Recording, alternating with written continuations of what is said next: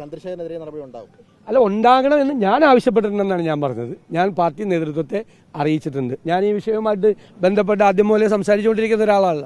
അതുകൊണ്ട് ഈ വിവരം സംഗതി എൻ്റെ ശ്രദ്ധയിൽപ്പെട്ടപ്പോൾ തന്നെ ഉചിതമായ നടപടികൾ സ്വീകരിക്കണം എന്ന് പാർട്ടി നേതൃത്വത്തോട് പറഞ്ഞിട്ടുണ്ട്. അവർ സ്വീകരിക്കുമെന്നാണ് ഞാൻ കരുതുന്നത്. മുകേഷിനെതിരെ ഇപ്പോൾ പരാതി എത്തിക്കഴിഞ്ഞിട്ടുണ്ട്. ഇന്നിപ്പോൾ പരാതി നൽകിയിട്ടുണ്ട്. സ്വാഭാവികമായിട്ടും മുകേഷ് MLA ആണ്. അത്തരത്തിലൊരു നടപടികളിലേക്ക് പാർട്ടി കടക്കേണ്ടതല്ല. അത് മുകേഷും CPM-ഉം തീരുമാനിക്കണം.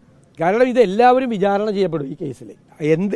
ഇത്തരം വിഷയങ്ങൾ വരുമ്പോൾ എങ്ങനെയാണ് ഇതിനോട് പ്രതികരിക്കുന്നത് എന്ന് കേരള സമൂഹം ഉറ്റുനോക്കിക്കൊണ്ടിരിക്കുകയാണ്.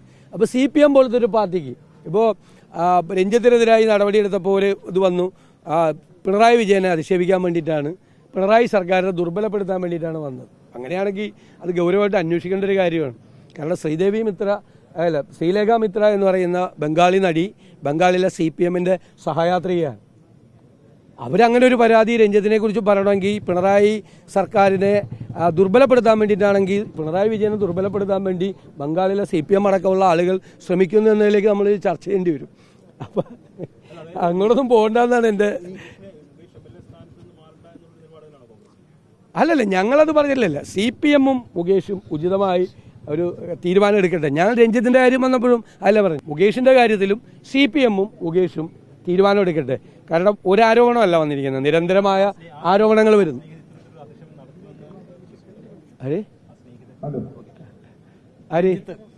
അല്ലല്ല, അതൊക്കെ അന്വേഷണം നടത്തിട്ടെ, കേസ് അന്വേഷണം നടത്തിട്ട്. നമുക്ക് പരിചയമുള്ള ഒരാൾ തെറ്റ് ചെയ്താലും ന്യായീകരിക്കാനല്ലോ നമ്മൾ ചെയ്യണത്. തെറ്റ് ചെയ്താൽ തെറ്റ് തന്നെയല്ലേ.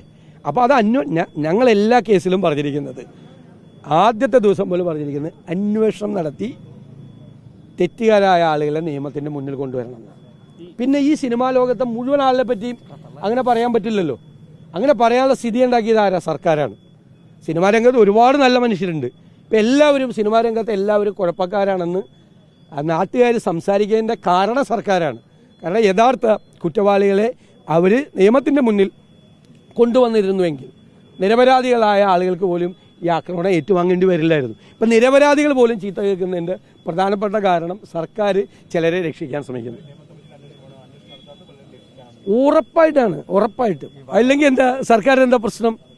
ഹൈക്കോടതി വരെ ചോദിച്ചത്, നിങ്ങൾക്ക് കേസെടുക്കാൻ എന്താ തടസ്സം എന്ന് ഹൈക്കോടതി വരെ ചോദിച്ചില്ലേ?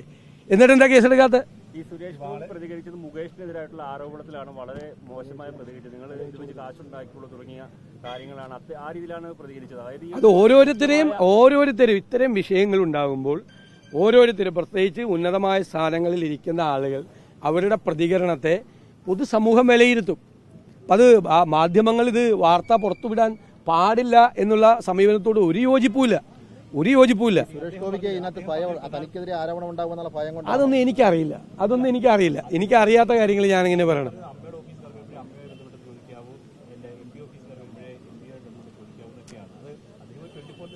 അതൊക്കെ നിങ്ങൾ കണ്ടുകൊണ്ടിരിക്കുകയല്ലേ, അദ്ദേഹമൊക്കെ എന്താണ് സംസാരിക്കുന്നതെന്ന് നിങ്ങൾ കണ്ടുകൊണ്ടിരിക്കുകയല്ലേ. അപ്പോൾ നിങ്ങൾ അനുഭവിക്കുക, അല്ലാതെ ഞാനെന്താ പറയാ.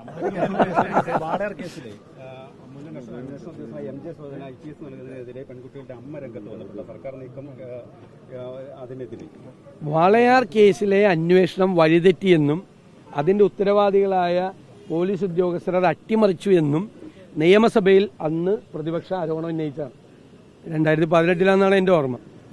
അന്ന് ശ്രീ രമേശ് ചെന്നിത്തല പ്രതിപക്ഷ നേതാവ്, അദ്ദേഹം തന്നെ അദ്ദേഹത്തിന്റെ വോക്കൌട്ട് പ്രസംഗത്തിൽ അതിശക്തമായി ഈ കാര്യം പറഞ്ഞിട്ടുണ്ട്.